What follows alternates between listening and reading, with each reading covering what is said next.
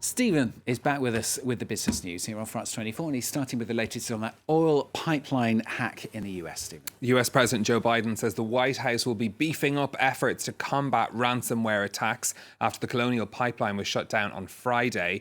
Its operators say they're hoping to restore service by the end of this week. The link carries almost half of the fuel consumed on the east coast of the United States. The FBI says a criminal gang known as DarkSide was involved. That group actually issuing a statement denying that it was connected to a foreign government and saying that they regret creating problems for society. President Biden says there's no evidence that Russia was involved in the attack. We have efforts underway with the FBI and DOJ, Department of Justice, to disrupt and prosecute ransomware criminals. And my administration will be pursuing a global effort of ransomware attacks by transnational criminals who often use global money laundering networks to carry them out. So what does that mean for oil prices then, Stephen? So on the markets, we actually aren't seeing much movement in oil prices as a result of this. Both WTI and Brent are actually down today in trading. But there are reports of prices at the pump rising for American motorists. Oil experts say that's because of more logistical issues, as there is a large supply of crude oil available from other sources than the pipeline, but there are some difficulties getting it to filling stations in time. Let's hear from Tom Closer from the Oil Price Information Service.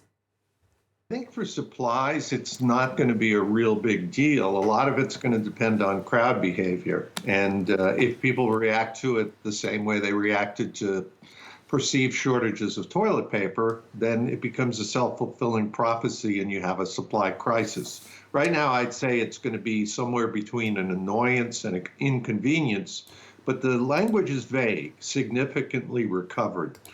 We're not sure what that means. If that means 50 or 60%, we're still going to have problems with supply along the East Coast. And the big thing is that this reminds everybody about how vulnerable some of the energy infrastructure can be. I too hope one day to be described as somewhere between an annoyance and an inconvenience. But for the moment, let's turn next to the stock markets and fears of rising inflation that have sparked a sell-off of Asian shares. The Nikkei in Tokyo falling by 3% in trading. The expectation is that data later this week in the United States will reveal a spike in price rises. Investors concerned that this could see central banks roll back some of their stimulus to the economy. That's despite repeated assurances to the contrary from the Federal Reserve. But you can see the picture there across Asian markets, falls across Tokyo, Hong Kong and the Kospi and Seoul. Just the Shanghai Composite seeing some small gains. You can see Stephen's had a holiday, can't you? Let's turn next to the business of vaccines. Novavax is delaying plans to roll out its COVID-19 jab. The US biotech company says it won't be applying for authorization in the United States and the European Union until after June. That news sending the company's shares tumbling by 12% on Monday. Novavax's one-shot jab is particularly important for the COVAX program to supply developing countries with vaccines. The company's also developing a combined flu and COVID vaccine. Now, a group of top prosecutors in the United States is calling on Facebook to scrap plans for a social network for children. 44 state and district attorneys want the attorneys general, want the social networking giant to abandon its project to create a version of Instagram for young children.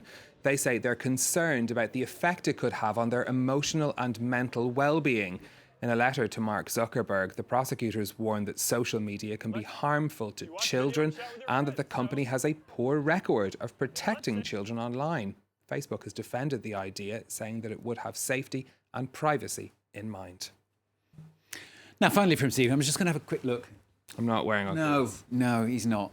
This is a legal battle over Ugg boots. Yes, exactly. That's a fashion-forward piece of footwear. This is a federal appeals court in the United States which has rejected an attempt by an Australian company to remove the US trademark on the sheepskin-lined boots. In Australia, the term Ugg isn't trademarked. It's used as a generic description for sheepskin-lined boots, which have been made there since the 1930s.